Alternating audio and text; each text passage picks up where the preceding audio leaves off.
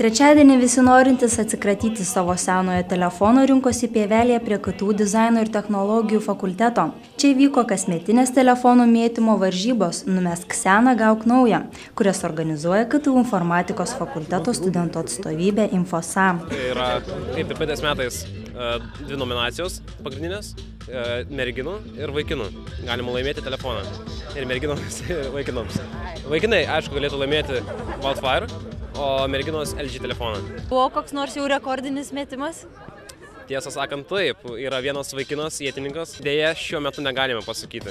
Jums prisidarysime 85 metrai. Tai čia galbūt daugiausia per visą istoriją, kiek buvo vykdomi šios varžybos? Tikrai taip. Praeitais metais buvo rekordas 82 metrai 20 cm.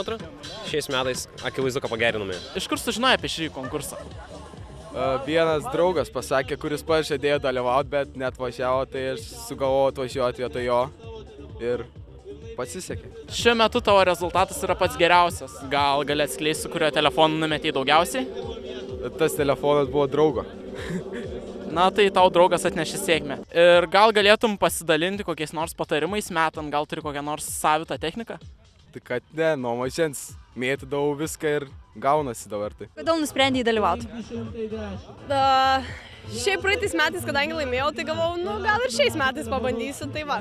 Ir kaip sekėsi šiais metais? Kol kas pirmauju ir tikiuosi, kad ir pirmausiu toliau iki galo. Kiek numetei? 39,50 man atrodo.